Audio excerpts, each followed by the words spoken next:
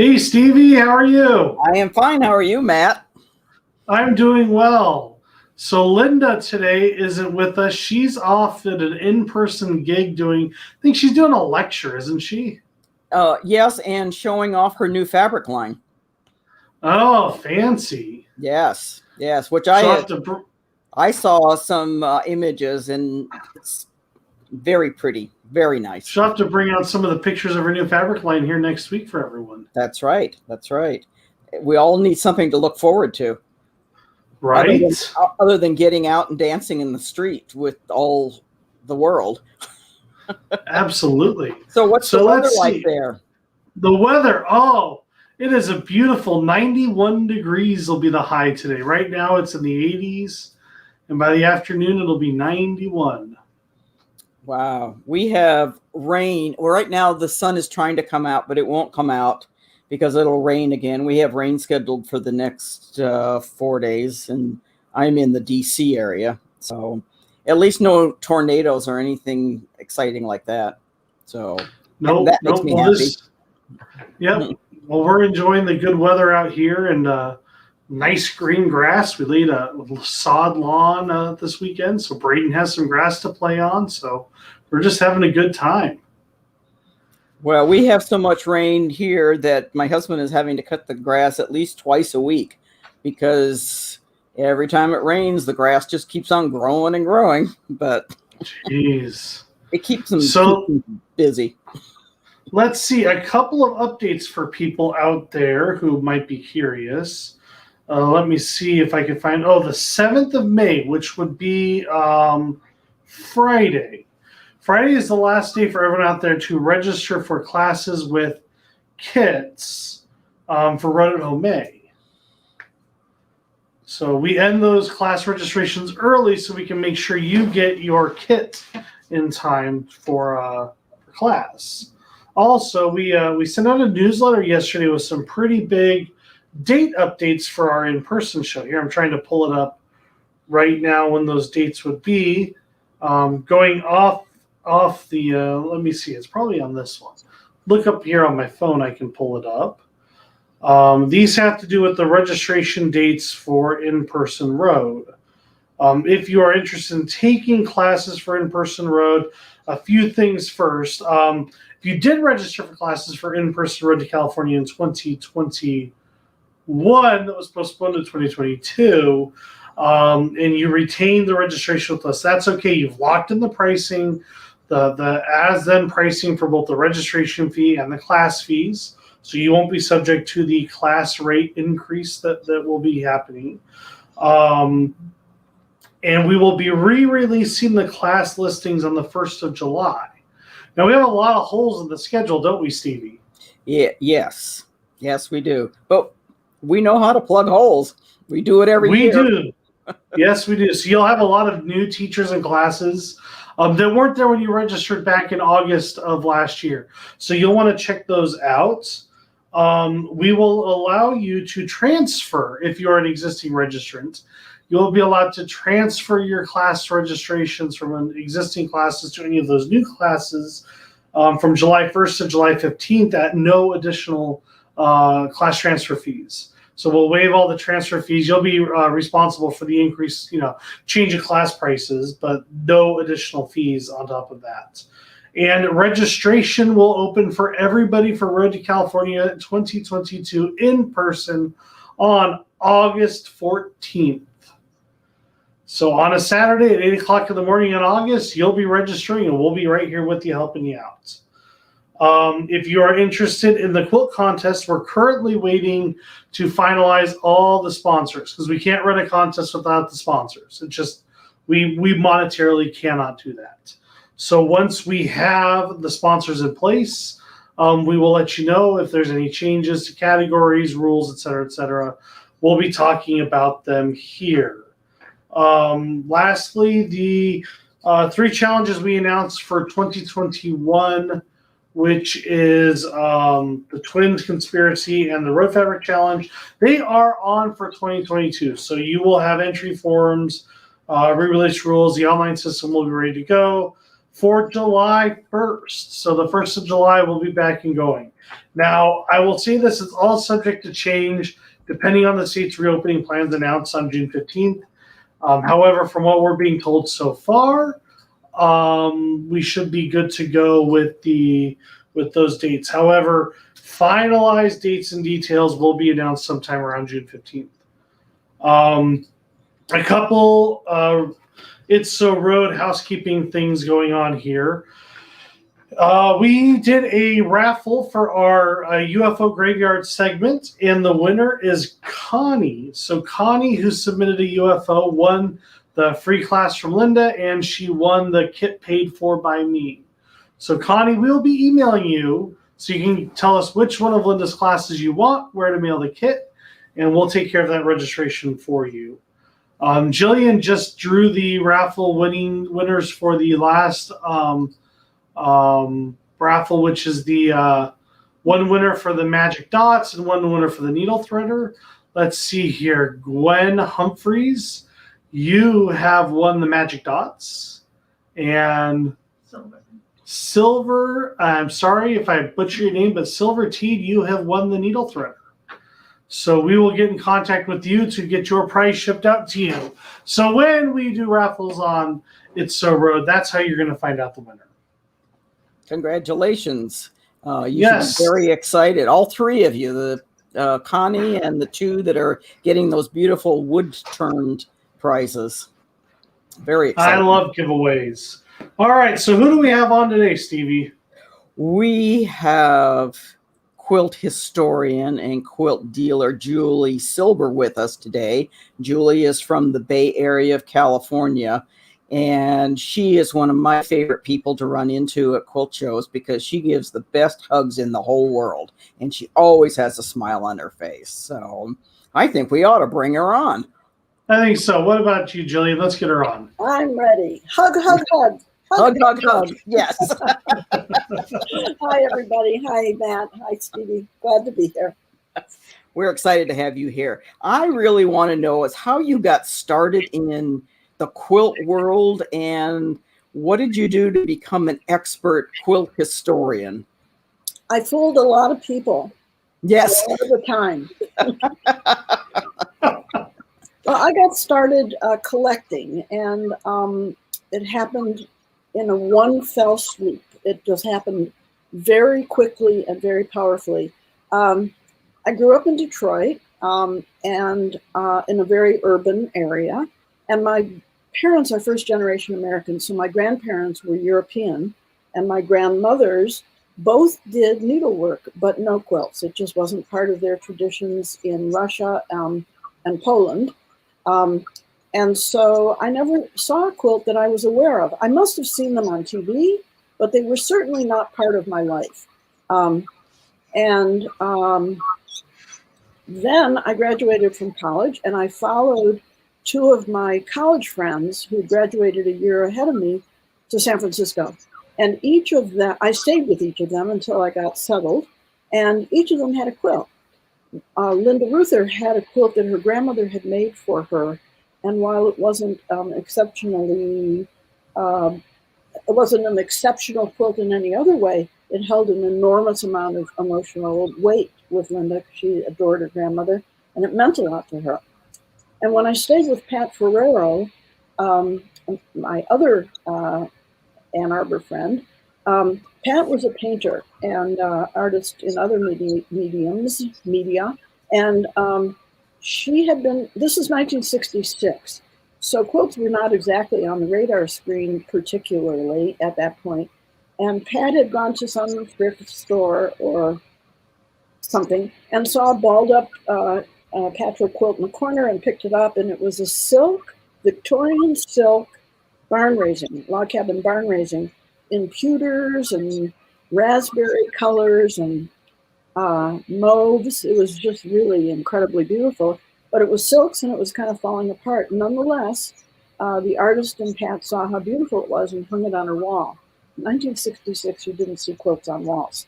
That was a later phenomenon. So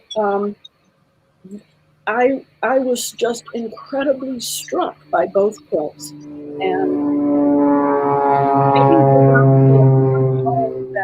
appreciated art. My mother was quite artistic and became a stone sculptor, among other things. And my parents collected art, and I was taken to museums, and I went to college, and I took art appreciation and art history. And I liked the visual arts, but nothing had hit me emotionally the way that quilts did. So I was compelled to find out more about it and to collect some more, and then with Linda Ruther, I started collecting quilts, and we eventually opened a store. But I was intrigued by why this visual art hit me in a different way. And so my life since then has been involved with buying and selling quilts and collecting, but also with trying to understand what it is about quilts that's so compelling to so many people. And when I look back on that first experience of mine, Linda's quilt had just enormous emotional meaning, and Pat's quilt had enormous aesthetic meaning. And I think it was Linda's and the idea that quilts hold the lives and the stories of the women who made them and the people who lived with those women became what, there wasn't much written about quilts in the 60s, but since then we've learned a lot. And I think what I'm saying is fairly obvious, but it wasn't obvious to me then. I just knew that I felt it. So I had to, and I did. And so, I collected, then opened a store, then became curator of the Esprit quilt collection in San Francisco, which was Amish quilts, which was a great experience. And in my quest to learn more about it, I wrote articles, I wrote some books, I guest curated a couple of, many shows actually, two kind of important quilt shows. And I decided that I would share what I knew. So I talk about them and write about them and make films about them, or like that. Yeah. So you became the go-to person. Well, I know you always come to me, Stevie, with any advice about anything in the world. Absolutely. So, absolutely. Yes, I do. When you need a hug. The Esprit collection is just a I guess is it still a collection? No. Okay, well, it was a phenomenal collection of old order Amish quilts. Unfortunately, the Amish are now making quilts more to sell than making them out of their clothing colors and that sort of thing. But can't stop the river. No, and they know how to make money. That's for sure. But those early black with the jewel tones, they just made my heart sing. Yeah. And obviously yours also. Yeah. And also the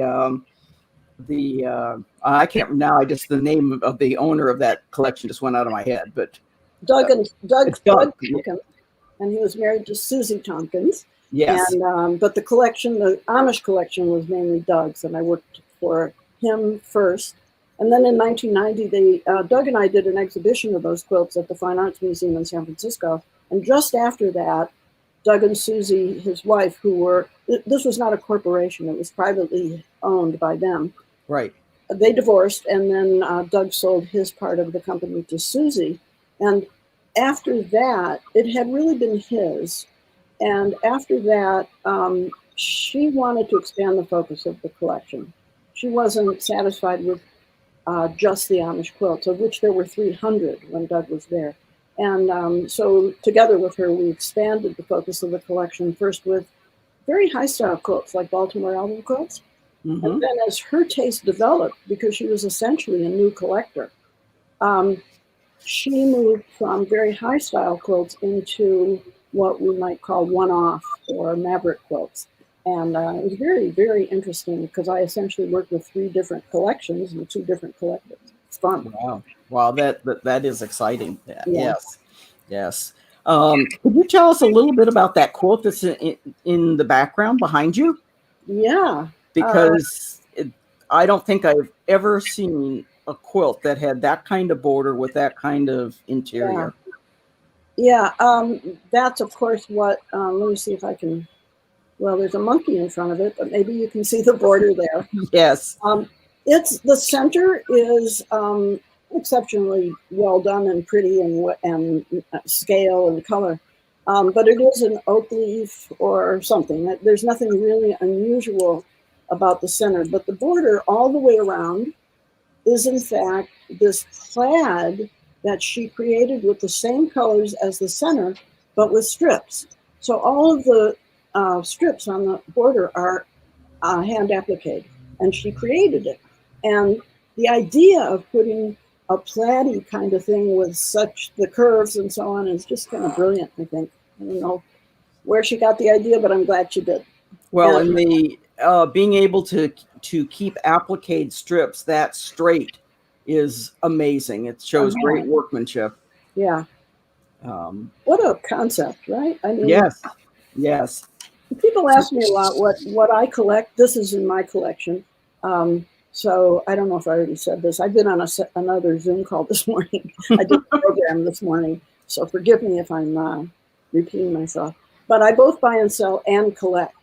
And the quilt you're seeing behind me is part of my collection, at least at the moment. I've had it a long time. I really love it. Right. So how does one get started collecting antique quilts? I know somebody could buy them from you, but where do you find them? Well, it's changed a lot, Matt, over the years because of the internet, really, mostly. In the beginning, the way I bought quilts in the beginning was through when I fell in love with quilts, I wanted to know where they were. And since they were not very popular yet, what I did was I had to, I'll see if I can tell this story quickly.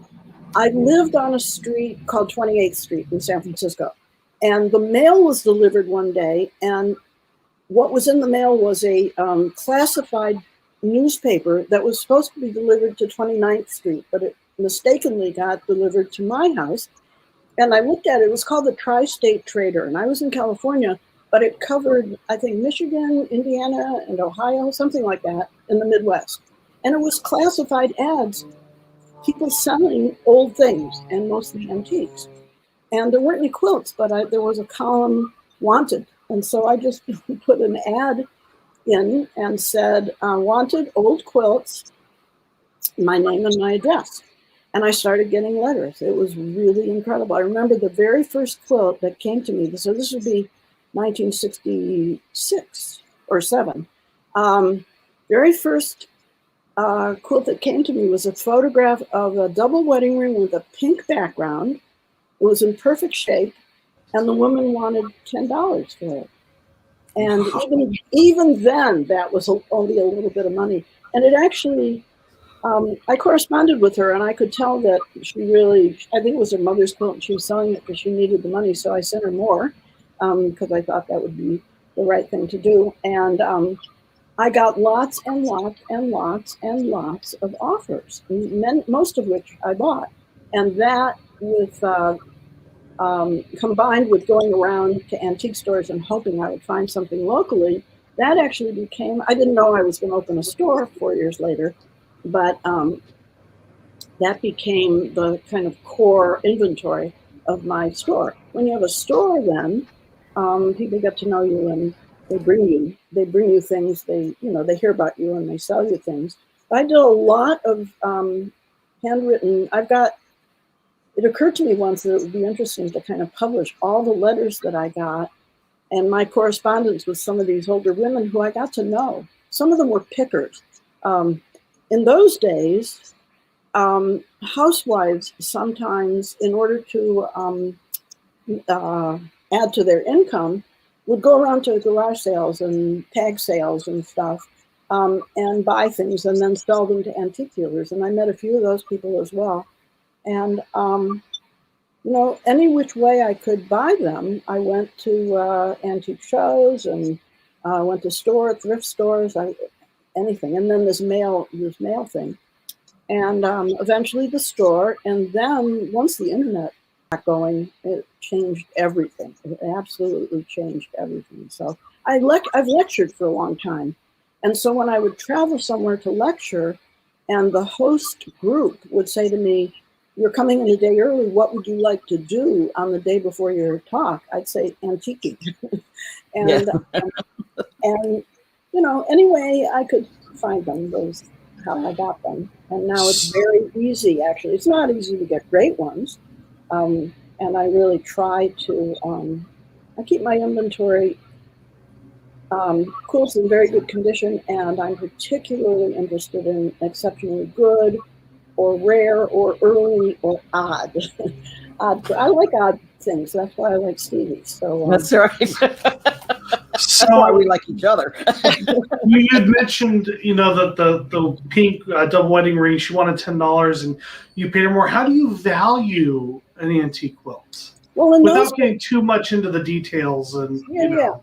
In those days, I didn't really know. It was the beginning, and I remember passing up a quilt about that time at a store, and I still remember this quilt so vividly. It was $45, and I didn't want to spend over $35, and I left it.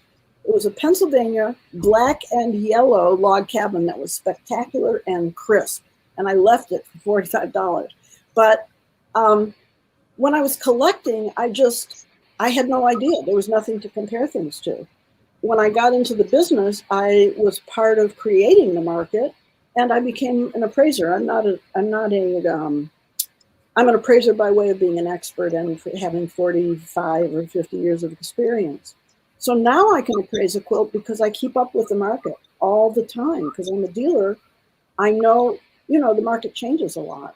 But it's like any other antique. How do you know a good one? You learn.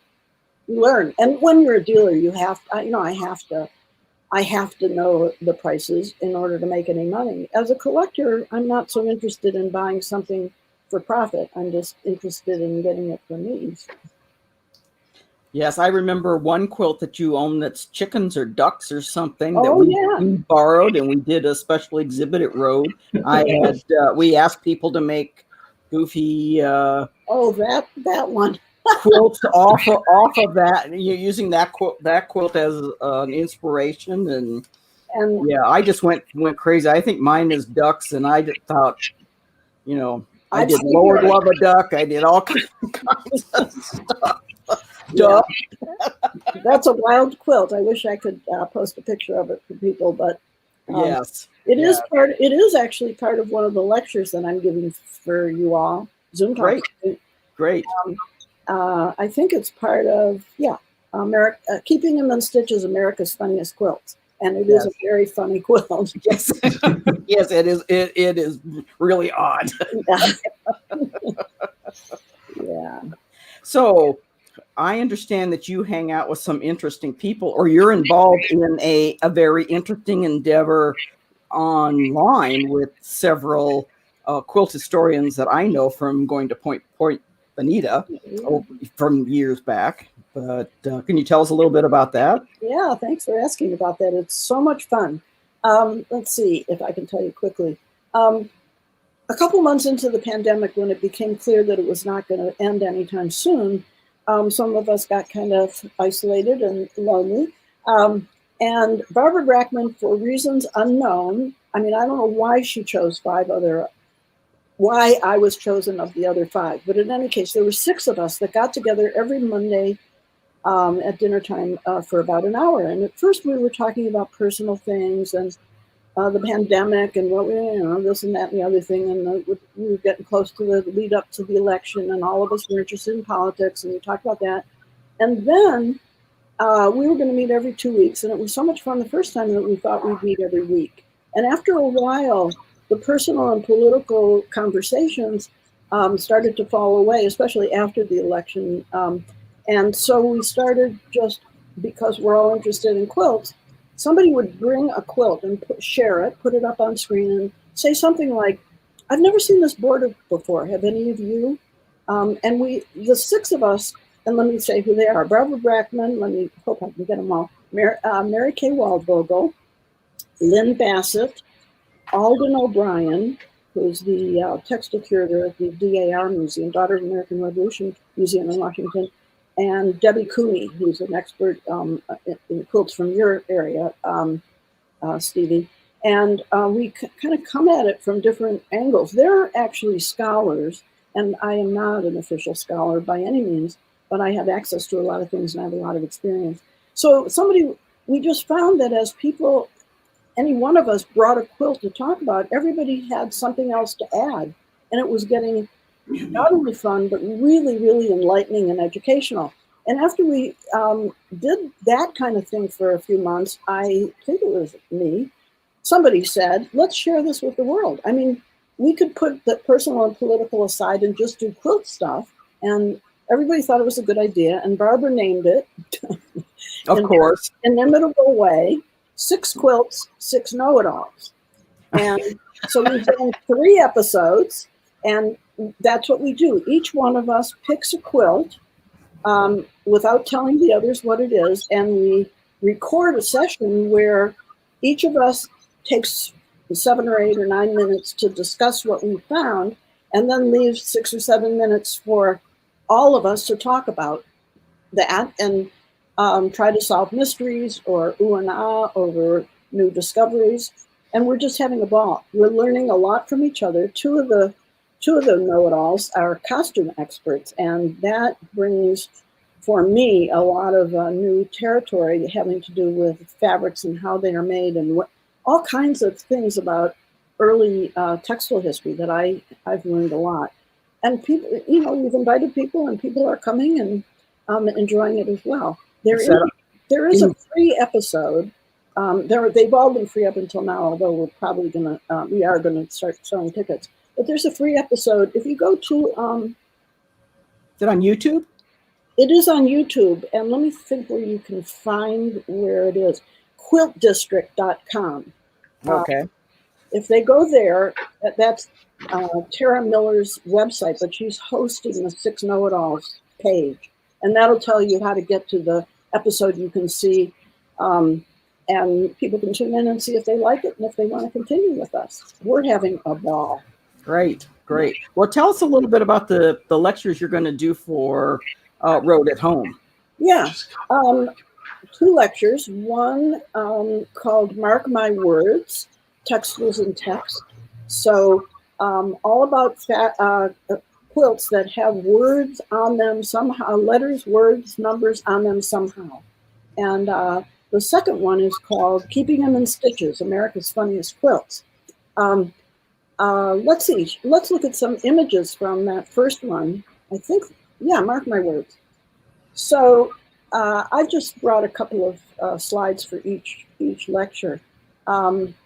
This one you can see is, I used to call these signed quilts, and Xenia Cord has helped me out and let me know, and everybody else know, that we should call them inscribed quilts. And the reason we should call them inscribed rather than signed is we don't know if Aunt Stina Thompson did this herself, signed it herself, or if somebody made it for her.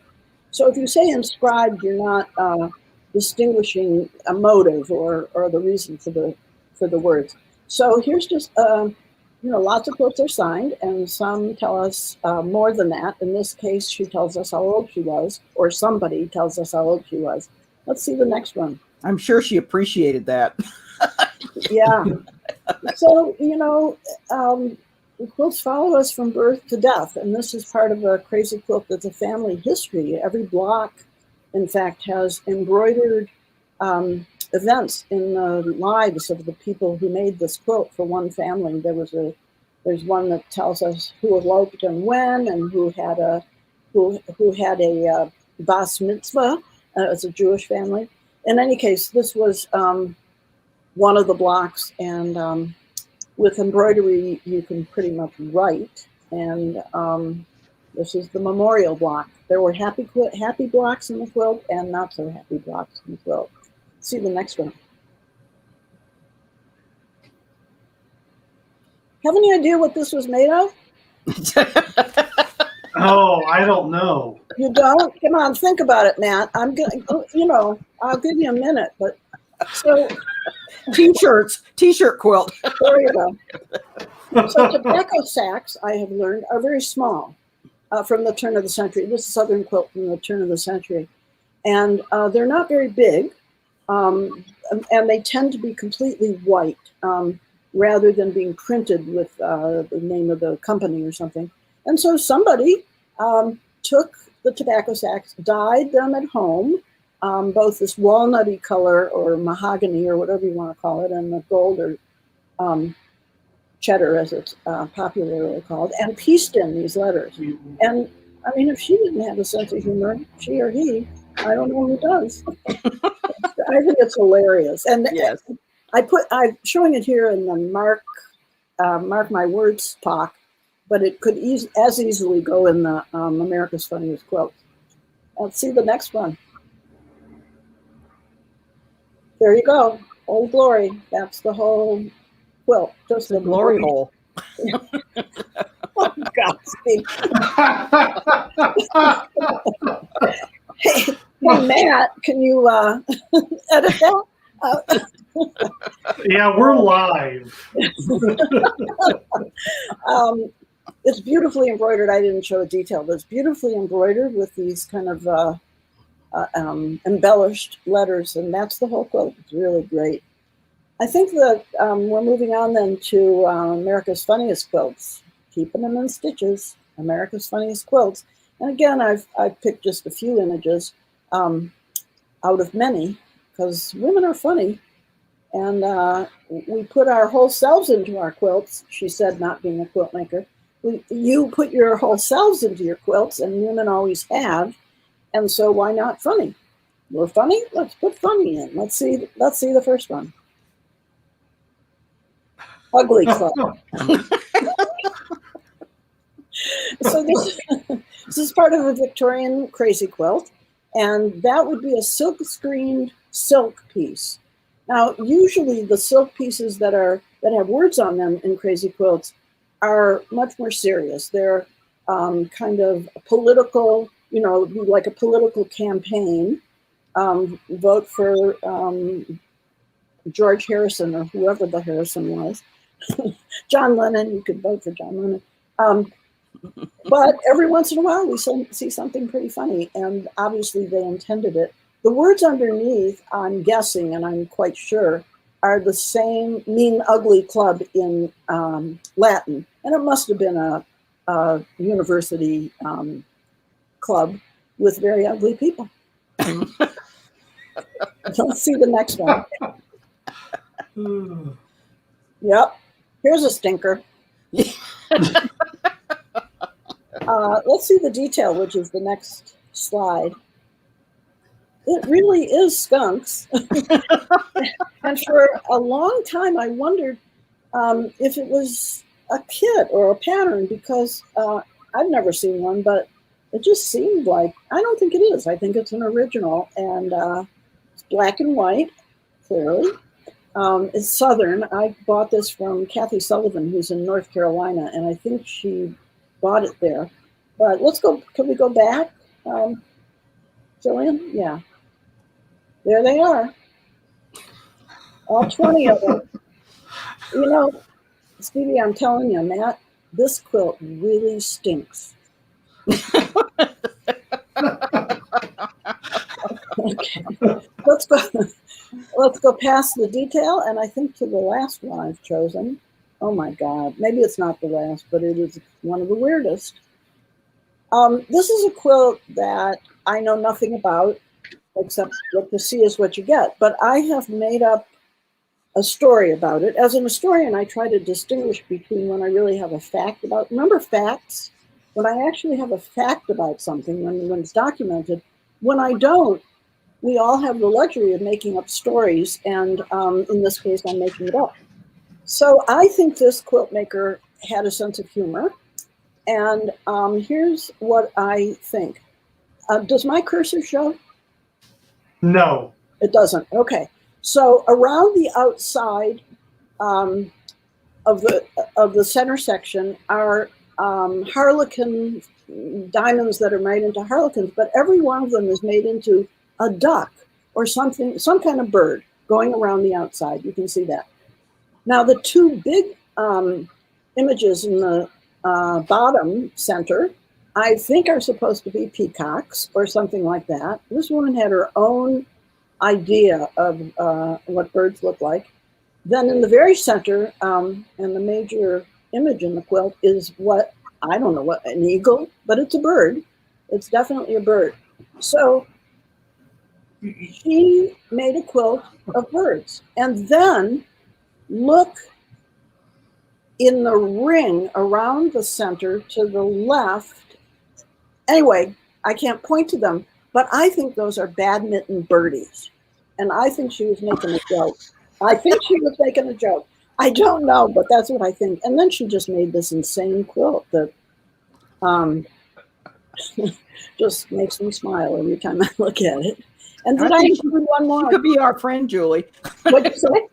What'd you say? She could be our friend. Yeah. Now, this quilt, I'm certain that the design comes from a pattern, but that's original. Some woman added her own scram to it, and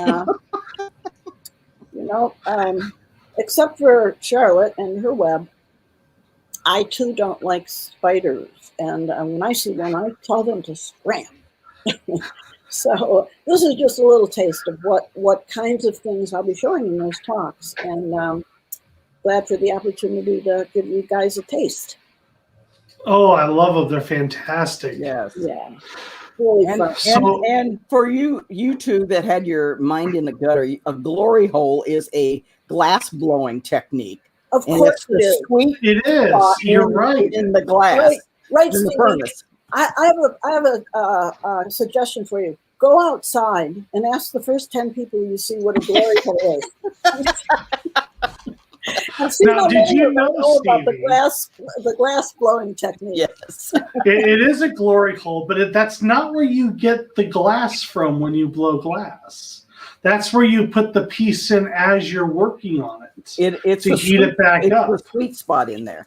It is literally just a hole that you put it back in, and Jen and I took glass blowing lessons in Sedona and in Hawaii. So yes, we have used the glory hole. And yet, and I watch this, and I watch educational TV. I'm not going to tell you what channel. I'll send you a link.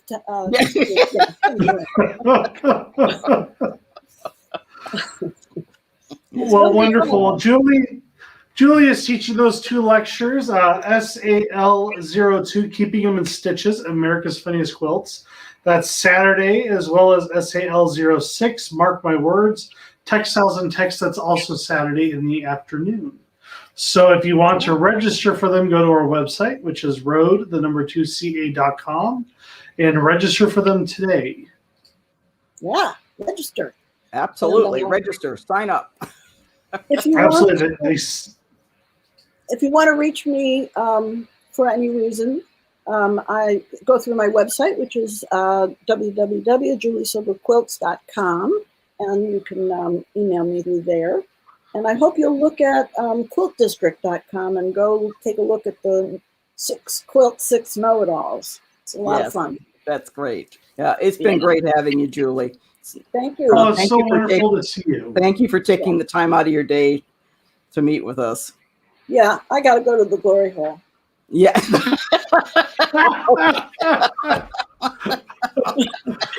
All right, you guys. Thanks for inviting me. Absolutely. Take care. Look forward to more. Bye-bye. Okay. Bye. All right, Stevie, do you have a product review? Oh, yes, I do. So, all right, Jillian, play the product review video. Hold on, okay. Stevie. We have a video to play. I know.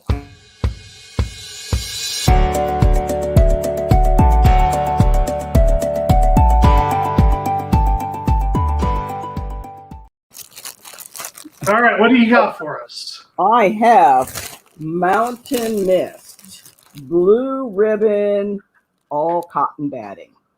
This is reappeared. It had been taken out of production, but it is come back due to consumer demand. There was a whole group on Facebook, I guess, that was demanding that it come back. Hand quilters love this batting because it gives the quilt a an 1800s look, especially after it's been washed. It is all cotton. I checked with my group of long armors today, and they haven't used it yet, but they are going to. But it is a nice, thin, all cotton batting, so you can see through it.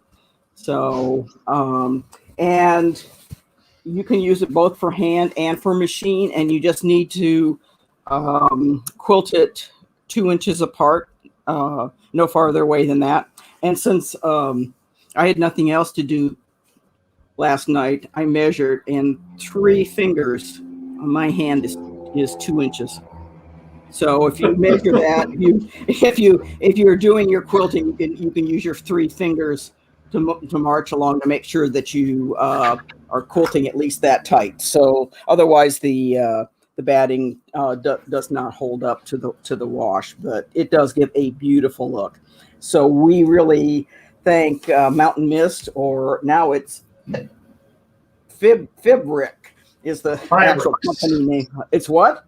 Fibrix. Fibrix. Oh, I guess it is. So we appreciate the fact that is back in production, and the people who make historical quilts or make quilts with old blocks and stuff, this is a perfect batting for them. So perfect. How fitting after our last guest. I know. Perfect. So, all right. Well, we have 2 segments left. Next, we have a video of Saturday afternoon classes. Sunday afternoon classes. Sorry. We have. And then we're going to talk about what? We have 3 then. 3. We have a cruise to talk about. Oh, that's right. We have the cruise to talk. All right, Jillian, play the video.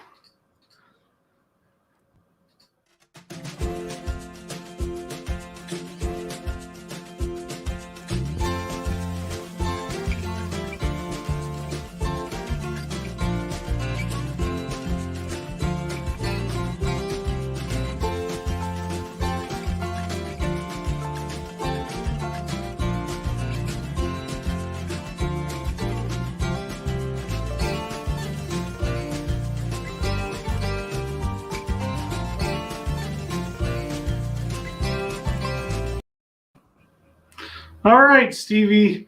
So let's talk about our cruise to Alaska. So do we even know when it is? Actually, I do. I think it's the 10th or the 20th, isn't it? Of July in 2022. Leaving from Vancouver, going through the inland passageway up through several ports. And some of us are going to Denali, some of us aren't. But do you want to take 3 children to Denali? No. Oh, okay, because I'll gladly hand them off, and Jen and I'll have a good time.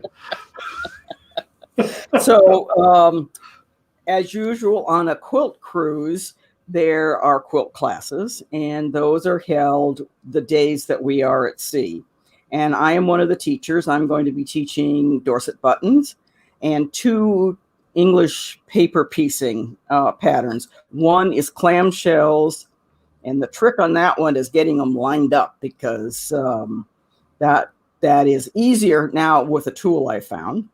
And the other English paper piecing pattern I'm doing is Brimfield block. We also have Bonnie Sullivan teaching, and she does incredible wool and flannel applique, delightful designer, and also Dana Michelle, who does fused landscapes, more with an Alaskan feel than anything else, but some flowers and that sort of thing. So I think that it's a good lineup. And but the days that we're in port, you're free to go into port. So to sign up for this cruise, can we put a link up later? Yep, Jillian will pull up a link. We'll put up a link in the comments page, on the comments, and also we will put a link. World of Quilt Travels. Yep, worldofquiltstravel.com. Yes. And we do use Deb Roberts as our travel person with this, so you book directly with Deb, and you get all of the all of the wonderful protections of booking with an actual travel agent instead of going on, the internet and doing it yourself. I know that's a popular way these days, but the nice thing about having a travel agent is they make sure all the stuff with the cruise ship is correct. Yes, it is. And also there it is. There's also special gatherings that we have for quilters other than just the classes. So I think that will be enjoyable. And I have been. And you I get to have done a cruise with Stevie couple and of. I. Huh?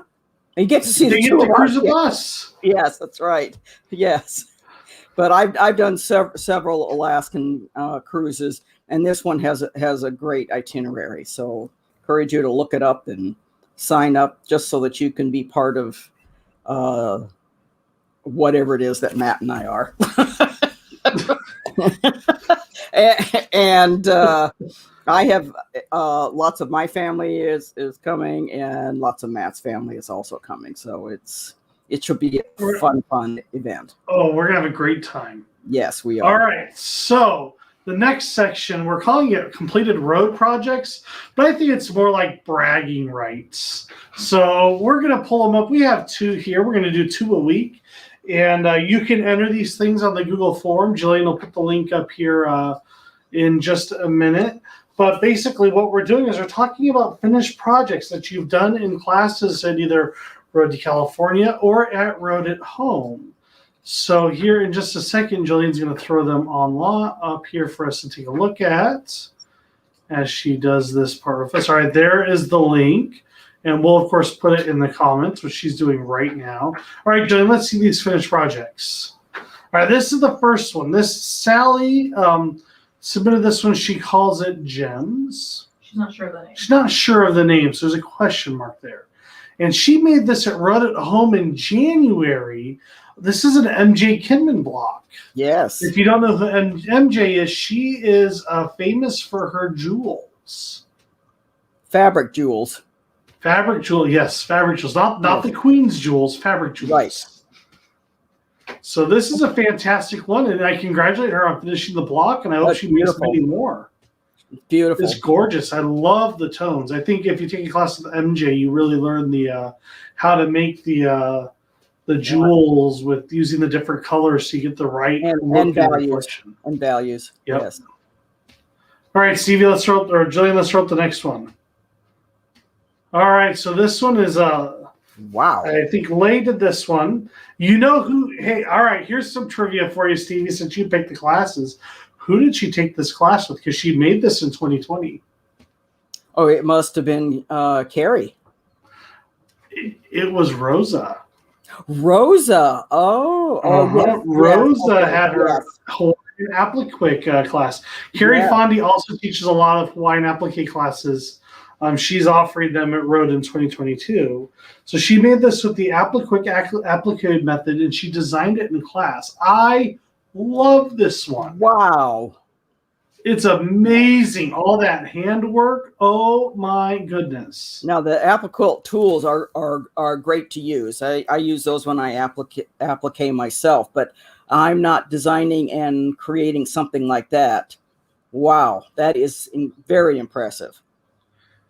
Fantastic. Well, as soon as the border's up, we know Rosa's going to come back and teach for us in person, so that'll be exciting as well. So there were our 2 finished projects, our little bragging section. If you want to have your finished project from a Road to California class appear on It's So Road, make sure you fill out the Google form that was just put in the comments. Right. Or put it on social media. The link's on social media as well, and we're going to put them on social media too. Oh, I'm being told we're going to put them on the social media. So that's exciting. Great. So perfect. Well, next week we will have a whole new guest. Linda will be back. And we'll be, what? She will be. Linda won't be here next week? She has another gig. Oh, No, Linda might have another gig next week. Oh, We don't remember, but I think Linda will be back. I haven't been told she has it. So until then, everyone stay safe, keep your masks on, and get your vaccine so we can get back to going. Yes, absolutely. All right. Till next Thank you for week. joining, Bye. Stevie. Everyone, Bye. bye-bye.